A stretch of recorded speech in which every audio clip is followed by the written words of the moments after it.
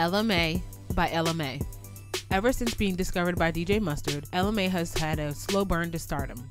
Her song Boot Up came out in 2017 but blew up in 2018. She is now ready to show the world what she can do with her self-titled debut album, Ella Mai. Is she primed to be the next big star? Here's our honest review of Ella Mai by Ella Mai. Ella Mai by Ella Mai. I just want to point out, when we reviewed this project, I said Boot Up was the shit. Yeah.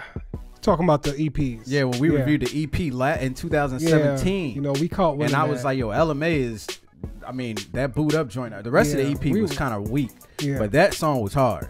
Yeah, we was on it, but you know. Doesn't matter. Don't matter. She's here now.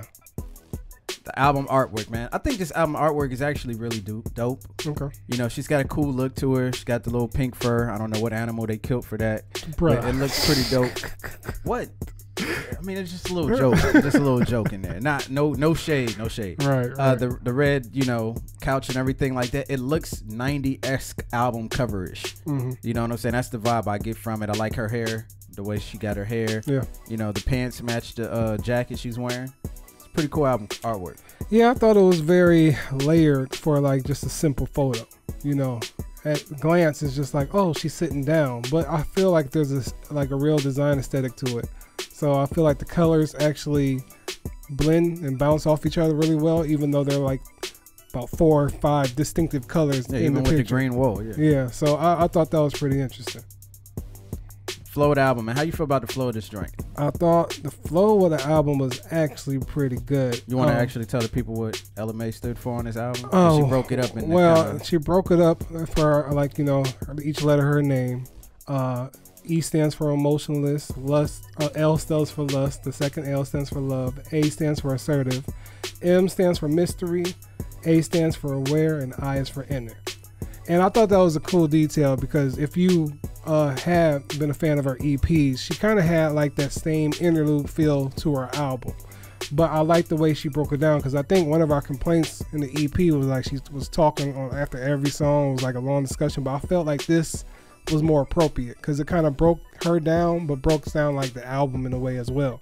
So with that being said, I thought the flow was great because it kind of, every time you got to like a different side of her, you got a different side of the music, and I kind of felt like it gave you a different, like everybody's been listening to Boot Up and Trip. Everybody knows that. For all the new fans, they know that sound. But when you get everything else, you're like, oh, this is what else she can do. So I thought that was a good flow because it was very instrumental to who she is as an artist.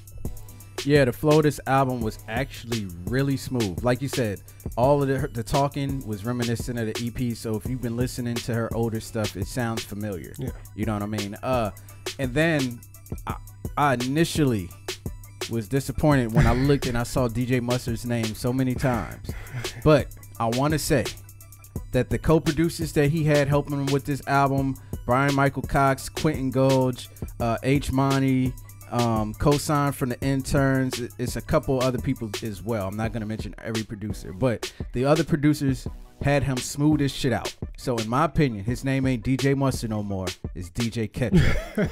I know his real name is Dejan, and I understand why his name is Mustard, but it came out smooth. Yeah, but I hate mustard. They gotta understand because nasty. That was one of your picks with the EPs. Yes, was because there was like mustard sound. Is like normally when you hear, and I'm glad he didn't use the tag. Yeah, because it usually takes you away from the music and tries to put the hit spin on it. Right. But due to the fact that he didn't do that, it gave you the vibe that this may actually not have been his beat. Yeah, you know what I mean. You can hear some of his simple, you know, not the simple, but some of his styles of drums that he would use here. Yeah, because when you told me, I was just like, oh.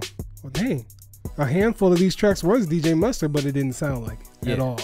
Definitely, he smoothed that shit out. Yeah. Highlights, man. It's a lot.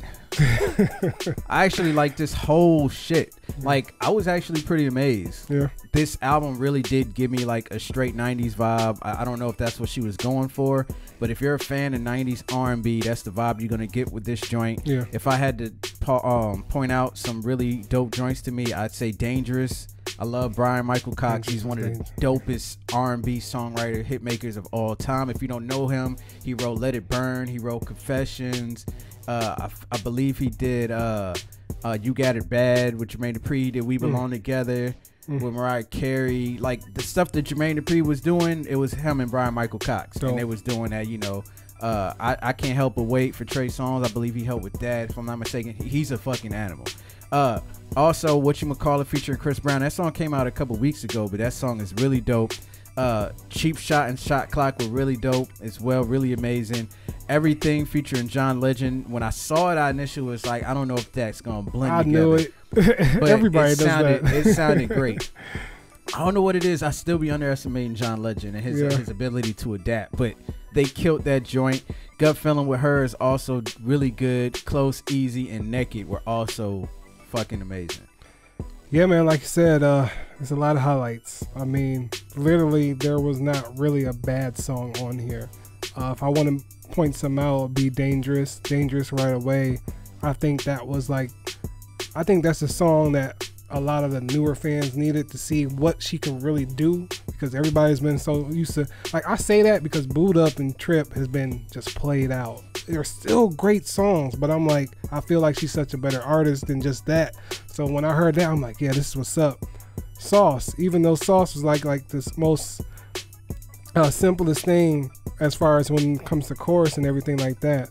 Oh wow, we gonna get to that because she kind of sampled it the way she was singing it. Oh, she did. Yeah, so she on Shot Clock, she pretty much kind of sampled Drake. So that's good detail. Cool detail. Yeah. But yeah, Sauce I thought was really cool. Whatchamacallit, I ain't gonna lie to you, I hate the chorus, but I like it. But this is the thing though, when it's just, I don't know if it's her or Chris Brown, but they just make it work. They make it catchy.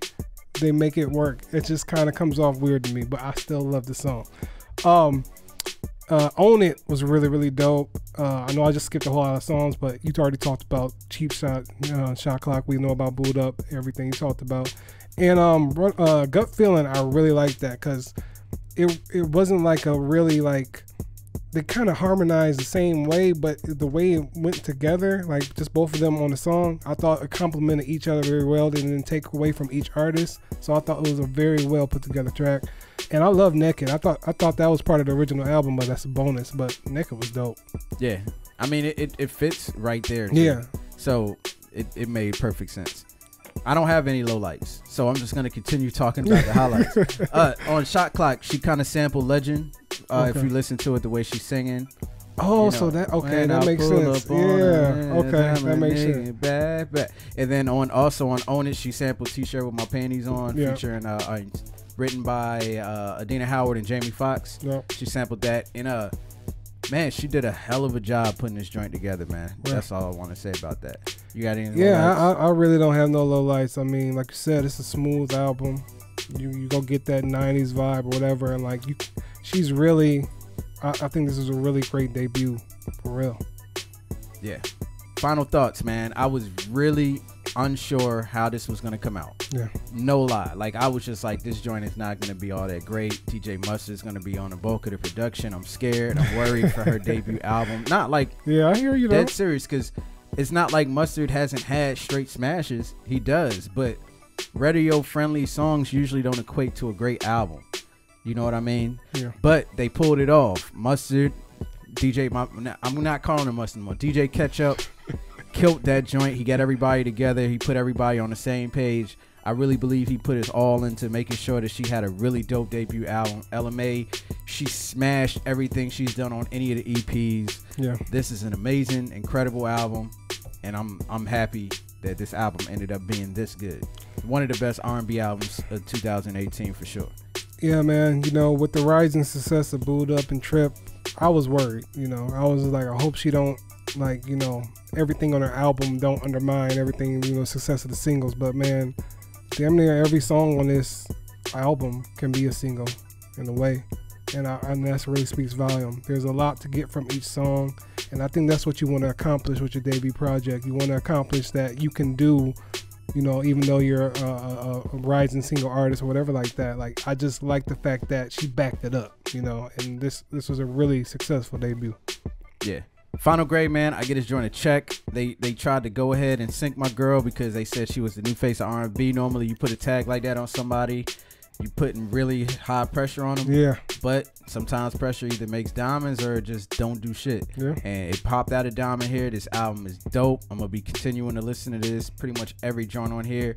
Don't get me wrong, it's not 24 karat gold level of greatness, but it is great. It's up. It's really good. One of the best R&B albums I've heard in a long time. Yeah, man. Check. And I don't even know if it's better than Jade Nova.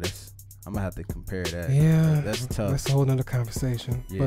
But definitely check this out and just spread the word for real, because Ella Mai's shit. What'd you give it? I gotta give it a check. I said check. Okay. Oh, my bad. You know me, I fucked up last week. So.